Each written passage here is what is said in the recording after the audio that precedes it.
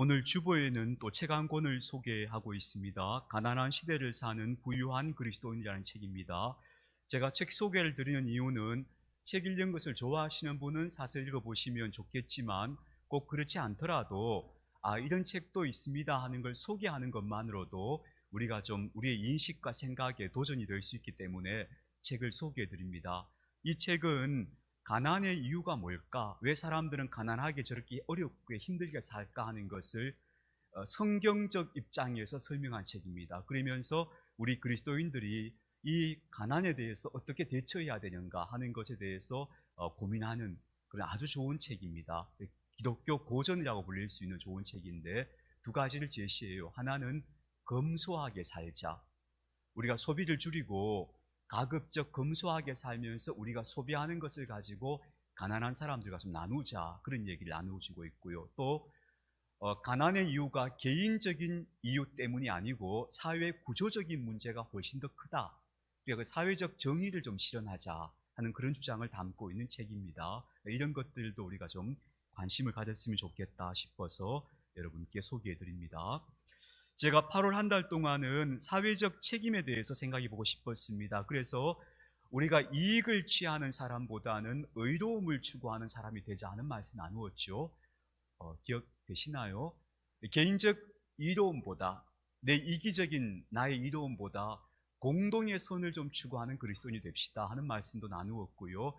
또 지난주에는 정의가 무엇인가 하는 말씀도 나누었습니다. 그래서 정의라는 것은 곧 약한 사람들에게 긍휼한 태도를 가지고 있는 것, 약자를 긍휼히 대하는 게 정의다 하는 말씀을 우리가 나누었지요. 오늘은 제가 기독교 신앙에서 가장 중요한 한 단어에 대해서 여러분과 함께 좀 생각해 보려고 합니다. C.S. 루이스라고 하는 영국의 아주 유명한 작가가 있습니다. 기독교 작가이기도 하고 또 세계적인 작품을 쓰기도 한 분입니다. 근데 이분이 어느 날 종교인들이 모이는 회의에 참여했대요. 그러니까 다양한 종교를 가지고 있는 종교인들이 모여서 서로 여러 가지 그 시대의 현안에 대해서 이야기하는 그런 회의였던 것 같아요. 거기서 여러 가지 이야기 중에 기독교는 그 기독교의 특징을 뭐라고 정의할 수 있겠습니까? 하는 질문을 받게 됩니다. 그때 C.S. 루이스가 딱 한마디로 정의했다고 합니다. 기독교의 가장 큰 특징은 은혜입니다 라고 정의했대요. 기독교는 은혜의 종교입니다 라고 정의했다는 겁니다. 저는 이것이 기독교 신앙의 본질을 정확하게 설명해 준 것이라고 생각합니다. 은혜라는 것은 뭡니까? 내가 받을 자격이 없음에도 불구하고 누군가 내가 도저히 갚을 수 없는 선물을 내게 줬다는 겁니다. 그 선물을 우리는 은혜라고 부릅니다. 내가 만약 받을 만한 자격이 있었다면 그건 은혜가 아닙니다. 근데 나는 전혀 받을 자격이 없는데 누군가가 나에게 내가 갚을 수도 없는 선물을 주신 겁니다. 그 선물을 받았다는 것을 우리는 은혜라고 표현합니다. 그런데 오늘 성경에서 하나님의 은혜의 본질을 세 가지로 표현해 주고 있습니다. 첫 번째는 뭐냐 하면요, 길이 참으시는 중에라고 얘기합니다. 하나님 은혜의 첫 번째 본질이 뭐냐 하면 하나님께서 길이 참으셨다는 겁니다. 참고 또 참으셨다는 겁니다. 그게 하나님 은혜의 본질 중에 하나입니다. 사람을 보면은 하나님이 창조하신 이 세상을 엉망으로 만들고 있는 인생들을 보면 금방이라도 요절을 해야 될 것 같은데, 근데 하나님께서 그 인생들을 보시면서 계속 참아주셨다는 겁니다. 그게 은혜의 첫 번째 요소입니다. 참아주신 것, 그게 바로 은혜인 겁니다. 두 번째는요, 그리고 간과하셨다 이렇게 말해요. 저들의 죄를 간과하셨다는 겁니다. 우리가 일상적으로는 간과라는 말을 보통 이렇게 쓰죠. 대충 넘어가는 거. 깊이 생각하지 않고 대충 넘어가면 제가 그걸 간과했습니다 이렇게 말하죠. 근데 여기서 말하는, 성경이 말하는 간과는 그런 뜻이 아니고요, 어떤 뜻인가 하면 못 본 척 해주었다는 겁니다. 그래, 내가 못 본 척 해주마 하고 넘어갔다는 겁니다. 다른 말로 하면 용납해 줬다는 겁니다. 도저히 그거 못 본 척 이럴 수 없는 일임에도 불구하고 그냥 못 본 척 넘어가 줬다, 용납해 줬다, 이 말이 간과합니다. 그래서 못 본 척 해주셨다 하는 것이 바로 은혜의 두 번째 본질입니다. 그럼 세 번째는 뭐냐? 의를 나타내셨다, 이런 말입니다. 이 말은 이런 뜻이에요. 의를 나타내셨다는 결국은 의롭게 하셨다는 겁니다. 저는 이 말을 정말 너무 멋있는 말이라고 생각하는데, 하나님의 방식은 이런 거예요. 전혀 말도 안 되는 죄인들을 참고 또 참아주신 거예요. 그리고는 그들의 죄를 못 본 척 해주신 거예요. 그러면서 뭐라 하셨는가 하면, 너는 그럼에도 불구하고 내 아들이야, 내 자녀야 라고 받아들여 주신 거예요. 그러니까 의롭다고 인정해 주시니까 그 말도 안 되는 죄인이 그 은혜를 입었음을 깨닫고 나서 비로소 그때부터 의로워지기 시작하는 거예요. 그래서 결국 의롭게 만들어 주시는 거예요. 그게 하나님 방식이에요. 너 의로운 사람이 아니야, 하나님께서 딱 보시고 그것부터 판단하시면서 책임을 물으시는 그런 하나님이 아니고, 전혀 의롭지 않은 인간인데 나는 너를 의롭다고 봐줄게 하고 못 본 척 하시면서 의롭다고 인정해 주신 거예요. 그러니까 인간이 그걸 깨닫고 나면 그때부터, 아유, 그럼 내가 이래서 안 되겠네, 내가 진짜 의로워져야 되겠네, 이런 자각이 생기는 거예요.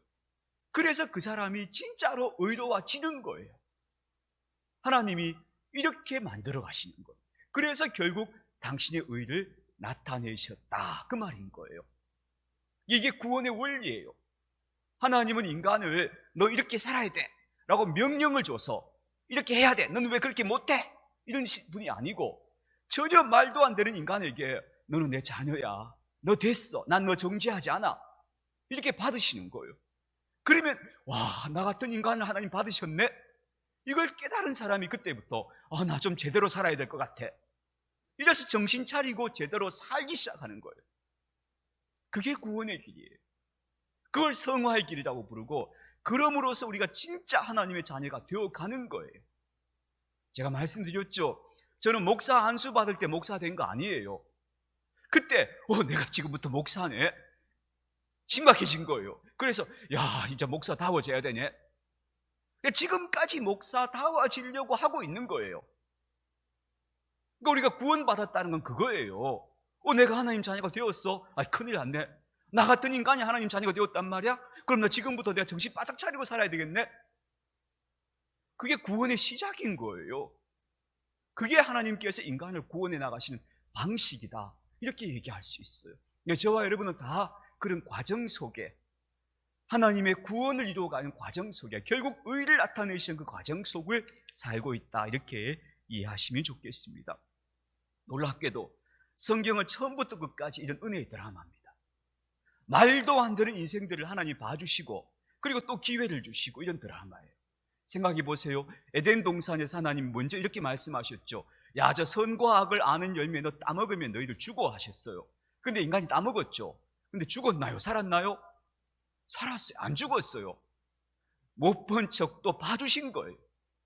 그리고는 그 죄지은 인간들의 허물과 수치를 가리기 위해서 애꿎은 짐승을 잡아서 그 가죽으로 인간을 가려주시고, 그리고 또 인간에게 다시 희망을 주어서 살게 하셨어요. 가인이 그 동생 아벨을 쳐 죽였어요. 이거는 맞아 죽어도 싼 죄를 지은 거죠. 근데 하나님께서 그 가인을 죽이셨나요? 아니에요. 너 왜 그랬어? 하시지만 그 하나님께서 또다시 가인에게 가인이 살 길을 열어주셔요. 누구든지 가인을 해치는 사람 내가 가만 안 둘 거야, 이렇게 가인을 보장해 주신 거예요. 이런 식으로 하나님은 계속 사람들에게 계속 호의를 베푸셔요. 사람들은 그 호의를 자꾸 무시해요. 우리는 왜 한두 번 우리의 호의가 무시당하면 그때부터는 호의를 베풀 마음이 없어지잖아요. 그런데 하나님은 인간에게 끝없이 호의를 계속 베푸시는 거예요. 그래서 결국은 하나님의 그 호의 앞에서 인간이 무너지게 만드는 게, 그게 하나님의 은혜의 드라마인 거예요. 그 드라마가 바로 성경 이야기다, 여러분 이렇게 이해하시면 됩니다. 행한 대로 하면 벌을 받아야 되고 망해야 되는데, 근데 안 망하고 살게 하시는 거예요. 그러니까 그 은혜를 입은 사람들이 아이고, 내가 이렇게 살면 안 되겠구나 하게 되는 것, 정신 차리게 하시는 것, 그게 바로 하나님의 방식인 거죠. 그래서 예수님께서 그러셨잖아요. 오른뺨을 누가 치는 사람이 있거든 너 왼뺨을 대줘라. 그게 하나님 방식이에요. 그래, 네 분이 풀릴 때까지 한번 쳐봐라.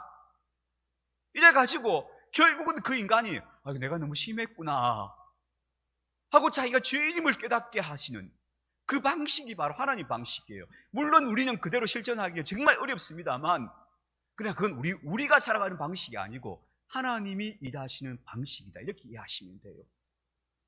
그게 바로 은혜의 드라마인 거죠. 그래서 우리가 이런 은혜를 입은 사람이기 때문에 우리는 살아갈 때 어떻게 해야 돼요? 그 은혜에 합당한 사람으로 살아가야 되는 거예요. 하나님의 은혜를 받았으니까 내가 하나님을 더 이상 실망시키지 말아야 하는 마음으로도 살아야 되고, 또 내가 은혜 입었으니까 나도 은혜를 좀 베푸는 사람으로 살아야지. 그래야 그게 마땅한 거 아니겠어요? 그런데 여기서 우리가 참 안타까운 걸 또 보게 되죠. 빌립 얀 씨라고 하는 분을, 제가 이 책은 여러분이 소개해드렸는데 이 책은 좀 누구나 좀 읽어봤으면 좋겠다 싶은 책인데요, 놀라운 하나님의 은혜라는 책이 있습니다. 여기서 빌립 얀 씨가 이렇게 말합니다. 분명히 복음은, 성경은 은혜의 드라마인데 왜 우리는 교회 속에서 은혜를 이렇게 발견하기 어려운 걸까? 이분이 이렇게 탄식을 해요. 자기가 어릴 때 같이 교회 생활을 하고 믿음 생활을 할 친구들을 나이가 들어서 만난 거예요. 만나보니까 교회 다니고 있는 사람은 자기밖에 없는 거예요. 그래 얘기를 나눠본 거예요. 우리 어린 시절에 교회 다닐 때 어땠지 하고 서로 어린 시절 얘기를 해보니까 사람들 속에 다 어떤 마음이 있는가 하면, 우리는 교회에서 우리가 경험한 건 다 비은혜였어. 우리는 은혜 아닌 것만 경험했어. 정작 은혜를 교회 안에서 경험하지 못했던 거예요, 이 사람들이. 그래서 커서 다 교회를 떠나버린 거예요.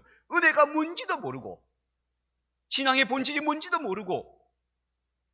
그래서 빌립 얀 씨가 이렇게 회고해요. 우리가 어릴 때 교회에서 들은 이야기는 뭐냐 하면, 뭐든지 하지 말라 하면 죄다, 이런 말만 들었다는 거예요. 술 마시지 마, 담배 피우지 마, 이성교제 하지 마, 뭐 하지 마.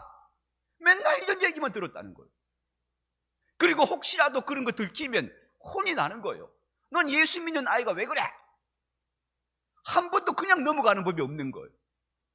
그걸 엄격하게 규제하고 그걸 잘 지키면 믿음 좋은 사람이라고 취급하고, 그리고 또 교인들끼리도 사소한 차이가 있어도, 조금만 의견이 달라도 용납하는 게 없고 서로 자기 말이 옳다고 죽도록 싸우는 거예요. 그런 것만 보고 자랐더니 이 사람들이 은혜를 본 적이 없어. 은혜를 경험한 적이 없는 거예요. 정작 신앙생활 하면서 비은혜의 사건들만 매일 보고 자라니까 나중에 커서는 뭐 교회에 은혜 그런 거 없는데 다 떠나버렸다. 이게 빌립 얀 씨가 고백하는 이야기예요. 그래서 여러분, 우리가 정말 성경에서 은혜의 원리를 찾아 살아야지, 성경에서 도덕적인 규범을 찾아내서 살면 안 된다는 거예요. 제가 그래서 여러 번 말씀드리잖아요. 성경 읽으면서 제발 도덕적 규범을 찾아내지 말라. 그래서 거기서 그거 찾아내지 말고 성경에서 인간을 대하는 예수님의 태도, 그 은혜의 원리를 성경에서 찾아야 한다. 은혜의 원리로 살아야 한다. 제가 늘 정말 말씀드리고 싶은 거예요. 성경은 도덕규범, 법률책이 아니에요. 하나님이 얼마나 인간의 배신과 인간의 그 당신을 향한 멸시 가운데도 하나님이 끝까지 인생을 사랑하시는가 하는 은혜의 드라마인 거예요. 그렇다면 우리가 은혜의 원리를 어떻게 하면 은혜로 살 수 있을까? 저는 두 가지 차원에서 말씀드리고 있는데, 첫 번째는 내가 은혜를 받은 사람이라는 걸 자각해야 돼요. 먼저 내가 정말 숱한 죄를 짓고 하나님 앞에서 말도 안 하는 인간이지만 하나님의 자녀가 되었어. 하나님이 나 같은 사람도 목사를 만들어 가고 있어 하는 걸 생각하면 참 감사하다, 고맙다, 이 마음을 먼저 우리가 좀 느껴야 해요. 그런데 우리가요, 이 시대를 사는 사람들이 다 제가 보기에는 뭐 누구나 그렇게 말하지만 다 욕망의 노예가 되어 있어요. 욕망의 노예. 그래가지고 내가 받은 은혜는 다 까먹고 나한테 없는 것, 결핍된 것, 내가 아쉬워한 것, 받지 못한 것, 이런 것만 맨날 묵상하고 있는 거예요. 은혜를 묵상 안 하고. 하나님이 내게 베푸신 은혜, 또 부모님이나 내가 정말 나를 키워주고 양육하고 가르쳐주신 분들이 내게 베풀어 주신 은혜, 내가 지금은 기억할 수도 없지만 수많은 사람들이 나에게 베풀어 주신 호의, 선대, 그것 때문에 내가 지금까지 살아있는 거예요. 내가 그나마 망하지 않고 내 영혼이 병들지 않고 살아있는 이유는 나에게 선의를 보여준 사람들 때문이었던 거예요. 만약에 지금까지 우리가 살아오는데 우리를 늘 다 뭐 법률적으로 늘 재단하고 계산 탁탁 두드려가면서 넌 이렇게 해야 돼, 이렇게 해야 돼 하고 너 왜 이거 못했어, 잘했어 이런 거 따지는 사람들만 우리가 만났다면 우리는 지금 우리 영혼이 심각한 상태에 있을 거예요. 근데 아니에요. 우리가 잘못해도 그걸 너그럽게 넘겨주고 뒤에 와서 탁 손잡아주기도 하고 우리가 힘들 때 위로해주고 정말 내가 갚을 수도 없는 사랑을 내게 베풀어준 사람들이 있었기 때문에 우리가 그나마 이렇게 인간답게 살고 있는 거예요. 그 말할 수 없는 호의를 우리가 입은 사람이라는 존재를 잊지 말아야 해요. 하나님의 끝없는 호의를 내가 받았고 또 나는 이 세상에 살면서 자연이 준 놀라운 은혜, 계속해서 베풀어주는 호의 아래 살았잖아요. 또 부모님과 나를 가르쳐주고 인간 만들어준 스승들이 있었잖아요. 그리고 나에게 내 허물에도 불구하고 나를 친구 삼아준 사람들이 있고 지금도 나에게 그렇게 선의를 베풀어준 사람들이 있기 때문에 나는 살아있는 거예요. 내가 지금까지 은혜를 잊고 살았고 은혜 아래 있다는 사실을 잊지 마십시다. 이게 우리가 은혜로 살아가는 첫 번째 해야 할 일이에요. 여러분, 저희 할머니가 옛날에 이런 이야기를 하시더라고요. 우리 할머니가 이제 무슨 옛날 이야기인데 이거 사실적 과학적 근거는 전혀 없는 이야기예요. 이런 이야기예요. 어떤 엄마가 이제 계모가 들어온 거예요. 먼저 어머니가 돌아가시고 두 번째 어머니가 들어오신 거예요. 근데 그 먼저 어머니가 낳은 아이들이 있을 거 아니에요. 그리고 이제 뒤에 오신 어머니가 또 아이를 낳았어요. 근데 이 어머니가 참 좋은 분이어서 이 아이들을 똑같이 기르는 거예요. 밥을 먹이다 똑같이 먹이고 똑같이 옷 입히고 이 참 좋은 분이죠. 그래서 이 아이들을 똑같이 기르는데 그럼에도 불구하고 이 어머니가 낳은 아이는 포동포동 살이 찌는데 그 앞에 있던 아이는 뭐 자꾸 마르고 파리하고 애가 볼품이 없어져 가더라는 거예요. 그러니까 이 어머니도 마음이 안 됐을 거 아니에요. 그러니까 더 얘한테 더 잘해주고 싶은데도 그래도 자꾸 표가 나더라는 거예요. 그래서 사람들이 이상하다. 저 어머니가 진짜 몰래 무슨 자기의 새끼만 챙기나 했는데 그건 아닌데. 근데 저희 할머니 말씀이 누가 밤에 그 어머니가 양쪽의 아이를 품고 자는데 그 어머니 입에서 하얀 기운이 나오더니 자기 낳은 새끼 입으로 들어가더라는 거예요. 우리 할머니 이야기예요. 진짜가 아니고. 그러면서 할머니 하시는 말씀이 그 사람이 다 보이지 않는 기운이 사람을 다 살리는 거라고, 그래 사는 거라고 얘기하시더라고요. 여러분, 우리가요 기억할 수 없고 내가 기억이 안 돼도 다 나를 살게 해준 보이지 않은 호의들이 우리를 지금까지 여기까지 지탱시켜 준 거예요. 이걸 잊지 마십시다. 나는 은혜를 입어서 지금까지 살아왔다 하는 것 기억하십시다. 두 번째로, 그러므로 우리가 은혜 베푸는 사람으로 은혜의 원리로 살아야 되는데 은혜의 원리가 그럼 뭘까? 제가 오늘 단순하게 말씀드릴게요. 아주 단순하고 쉽게. 첫 번째, 모든 사람에게 친절하자. 이게 은혜의 원리입니다. 나한테 좀 도움이 될 것 같은 사람한테는 인사하고 뭐 별 상관없을 것 같은 사람은 그냥 무시하고 좀 있어 보이는 사람들에게는 가서 친절히 대하고 좀 없어 보이는 사람들은 못 본 척하고. 이거 은혜의 원리 아니에요. 은혜의 원리는 내가 그런 식으로 사람을 판단하는 게 아니고 누구에게나 똑같은 태도와 똑같은 선의를 보여주는 게 은혜의 원리예요. 그게 하나님의 원리예요. 그러니까 모든 사람에게 친절해지자. 이게 우리가 은혜 입은 사람으로서 살아가는 삶의 방식이어야 합니다. 심지어는 거리의 노숙자들에게도 친절해야 합니다. 어떤 사람에게도 구분하지 말고 누구를 만나더라도 내가 똑같은 태도로 친절하게 대한다. 이게 우리가 은혜의 하나님을 닮아가는 삶의 방식이다. 저는 이런 작은 것부터 시작해야 된다고 생각해요. 그게 은혜예요. 주의 은혜, 주의 은혜 이래놓고는 어디 가서 사람 만날 때는 막 인상만 맨날 쓰고 있고 지나가도 인사도 안 하고 이러면 안 돼요. 그 어떻게 은혜로 사는 사람이에요? 은혜로 사는 사람은 어떤 사람이든지 차별 없이 따뜻한 마음으로 대하는 거예요. 그래서 우리가 이렇게 말하잖아요. 친절과 미소, 따뜻한 마음으로 사람을 대하자. 그거 우리가 우리의 지향에서 맨날 읽잖아요. 그거 왜 넣었겠어요? 그게 은혜의 원리예요. 친절하자. 그래서 여러분, 기독교 신앙의 뿌리가 깊은 곳, 소위 말하자면 그 전통이 깊은 기독교 국가들 있잖아요. 가보시면 사람들 되게 친절해요. 그 친절함이 사실은 그들의 문화 속에 깊이 배어있는 은혜의 정신이다 하는 걸 좀 기억했으면 좋겠습니다. 두 번째로는요, 못 본 척하기예요. 용서하기예요. 남의 허물이나 실수를 그냥 좀 못 본 척 해주는 거예요. 그게 은혜의 원리예요. 그래서 우리가 이렇게 고백했잖아요. 내가 온전하지 않듯이 아무도 온전하지 않음을 우리는 기억합니다 했잖아요. 그게 은혜의 원리예요.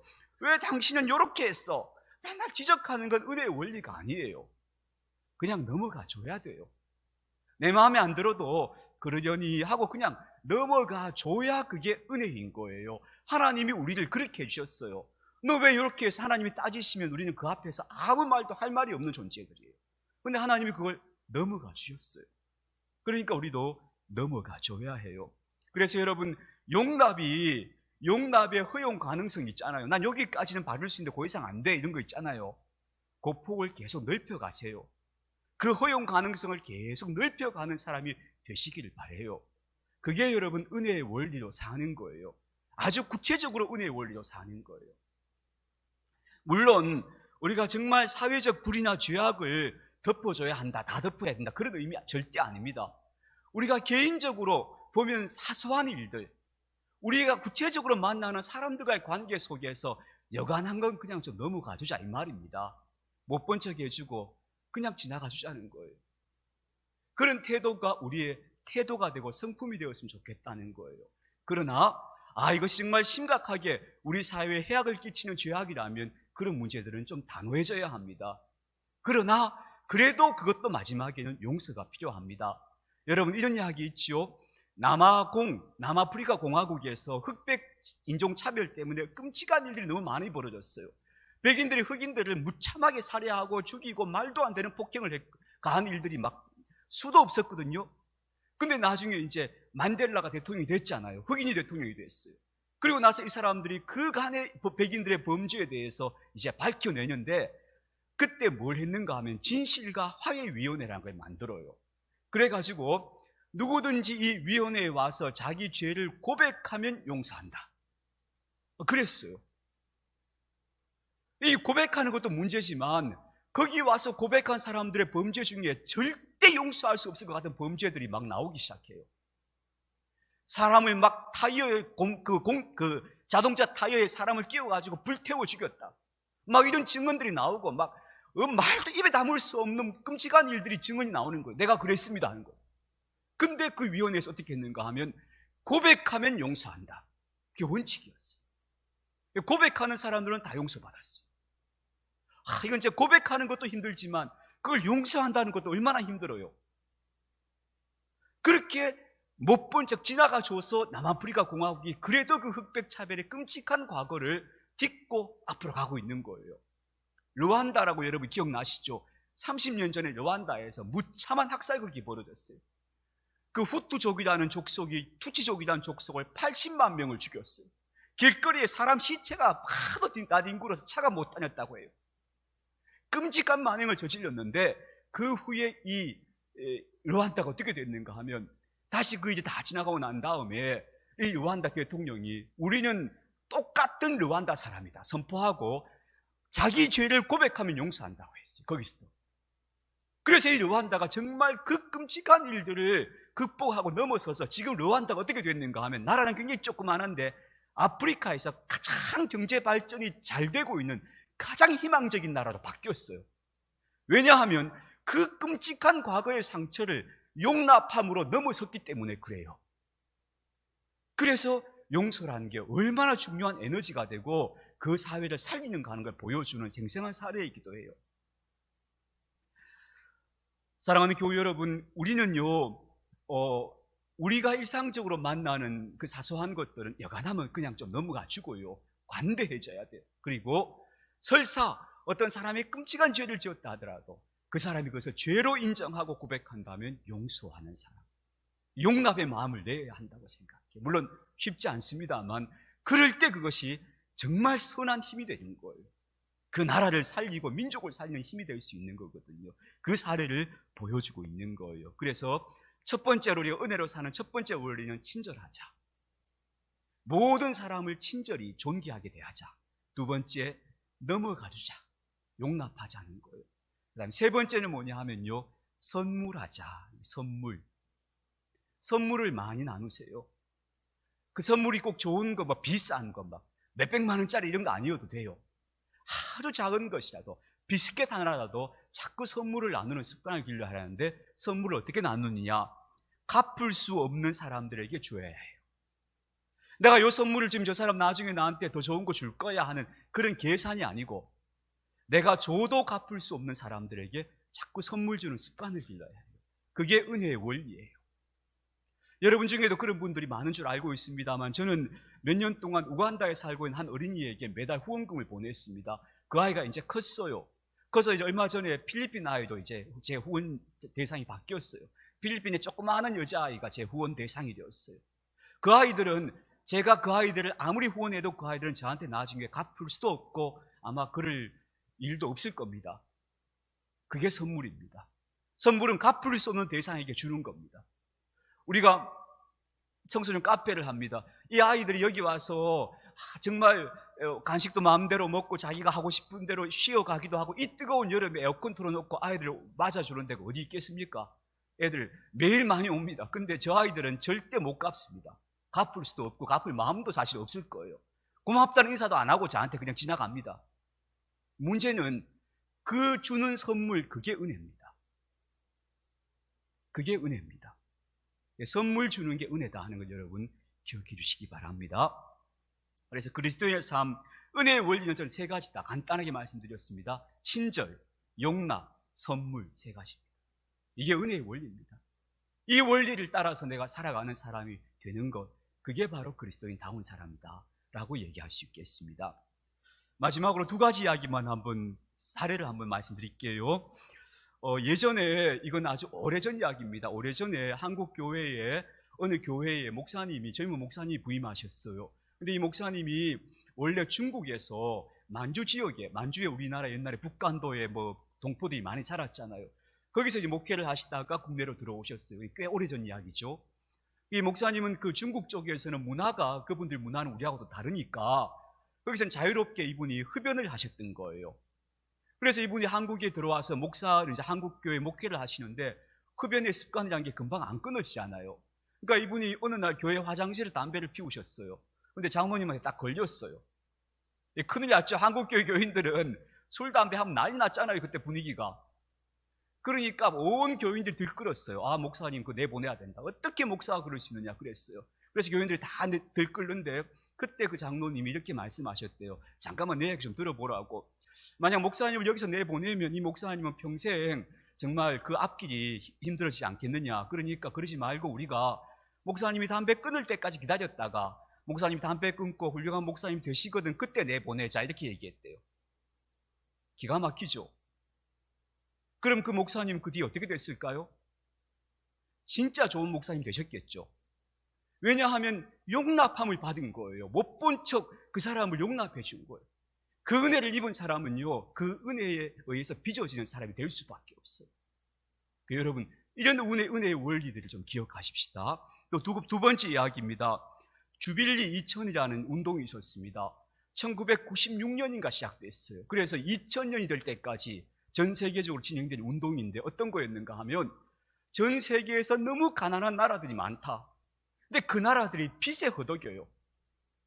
가난하기도 가난한데 또 빚을 또 엄청나게 지고 있어요. 대부분의 그 가난한 아프리카 국가들, 이런 나라들이에요. 그러니까 그 이자도 못 갚아요, 다른 나라들에. 그러니까 정작 이 나라들이 자기들이 가지고 있는 그 자본을 가지고 학교도 세우고 병원도 세우고 도로도 넣고 우물도 파고 이렇게 살아야 되는데, 그 국가에 얼마 안 되는 수입을 가지고 다 빚 갚는 데 허덕이고 사는 거예요. 그러니 계속 더 가난해져 가는 거예요, 이 나라들이. 그래서 서방 8개국 책임자들이 모여서 안 되겠다, 이 아프리카의 정말 가난한 최빈국의 부채를 좀 탕감해 주자 그랬어요. 실제로 몇 년 동안 다 전문가들이 모여서 의논해서 정말로 그 최빈국의 부채 3분의 1을 탕감해 줬어요. 그 어마어마한 액수예요. 나라 빚이란 게 뭐 개인 빚하고 다르잖아요. 제가 왜 이 말씀을 드리는가 하면, 우리가 보기에는 이 국제 질서가 냉혹하고 사람들이 참 이해관계에 따라 움직이는 것 같아도 아니에요. 희망이 있어요. 정치인들이 모여서 그런 결정도 할 수 있었다는 거예요. 그건 지금도 가능해요. 인간의 선택에 달려 있어요. 여러분, 우리가 이 세상을 참 냉혹한 세상, 살기 어려운 각박한 세상이라고 말하지만 우리가 은혜의 원리를 가지고 살기 시작하면 이 세상이 은혜의 원리로 변화될 수도 있지 않겠습니까? 저는 그런 소망을 가지고 우리 그리스도인들이 먼저 은혜의 원리로 살아야 한다 믿습니다. 친절, 그리고 용납, 선물, 이 세 가지 구체적인 삶이 우리에게 실현되어져 가는 그런 삶이 되었으면 좋겠습니다.